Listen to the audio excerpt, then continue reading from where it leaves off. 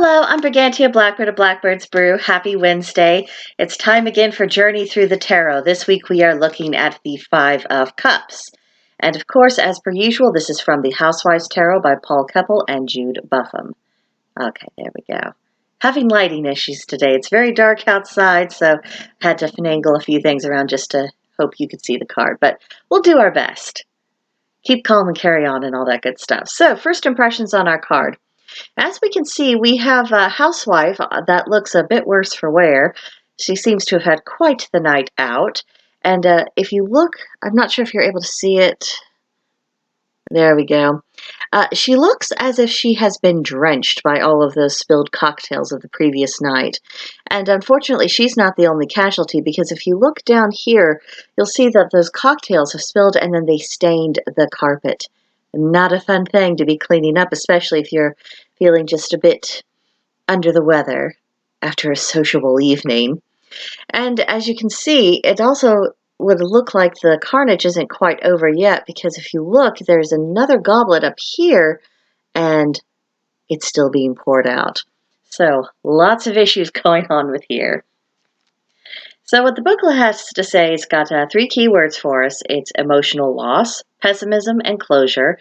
Given the watery imagery, well, the liquid imagery, it's not so surprising that this deals with, emotions overflowing and all of that. But then the description goes on to say, a pessimistic housewife despairs over 3 glasses spilled on her ravishing new carpet, failing to see that 2 still remain. When the Five of Cups appears in a reading, it's a sure sign that you need to stop crying over spilled milk or martinis and move on with your life. You've suffered an emotional loss, but don't dismay. Just open your eyes to see all the good things you still have and drink up. So, when this pops up in a reading, the first thing that comes to my mind is that we are looking at the aftermath. Some kind of big something happened. The wounds could still be raw, but the damage is done, and it's time to assess the wreckage. There's been enough period of time for you to essentially have had time to cry your tears, more or less, and now we're at the stage where it's time to start pulling ourselves back together. Even though major upheavals in our lives are not particularly fun, there's still an opportunity to toss out what's been damaged beyond repair, especially if we realized in the course of all the upheaval that, oh, there was something really weak about X, Y, or Z, or about this relationship, or about the situation in my life. And it was like that hollowed out tree trunk, and, kaboom, it's exposed, and there's nothing to be done. So it's just about clearing away the wreckage. It's also a chance to learn to fix what can be saved, because some things you see, oh, it's been damaged, but I can put it back together, and it's worthwhile to put it back together. And it's also an opportunity to adjust to a new landscape and the new possibilities that arise from that landscape. And this is really the hardest part when we experience something major in our life, some kind of major shift, especially if it was definitely not what we were wanting to have happen. It's hard to see the opportunities that lie within it, but they are there. Another possibility during a reading is that it's a bit of a nag from the universe to stop wallowing. Grief is an event, not a lifestyle.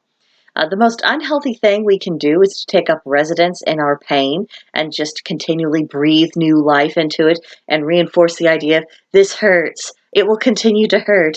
It's going to hurt again. Oh my, oh dear, what shall I do? No, don't. And don't make a shrine of the things that have passed out of our lives. If something is over, it's over for a reason. You might not like the reason. The reason might not have been your choice, but it's done. Learn the lesson you can learn from the situation, pick up the pieces of your life, and move on. Life is short. We do not have unlimited chances to build up the lives that we want, so we should not be wasting time. And a third note I would put on this card is to learn to look beyond the mess that's in front of us. Some things have been left unscathed, even though the mess has kind of shielded that from our eyes.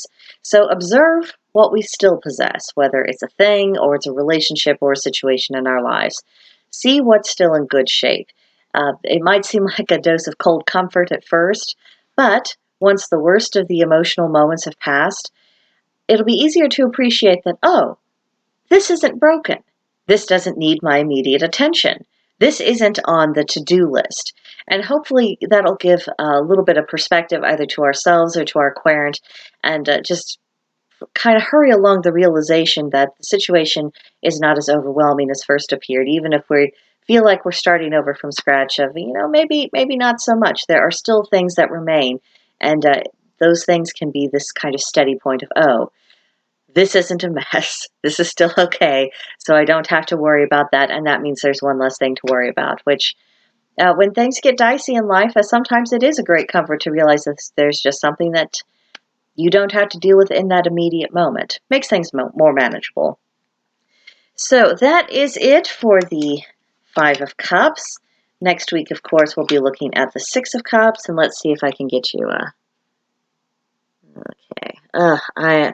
I do apologize for the lighting issues today. There isn't a whole lot I can do. But we'll be looking at the Six of Cups for next week, so I hope you'll be back for that. In the meantime, if you'd like to talk tarot, we have a divination channel at Blackbird's Brew on Discord, so feel free to come and visit us there. There is a link to join in the description box below. And as per usual, please subscribe to the channel, like the video, leave a comment. I'll see you in the next one. Bye.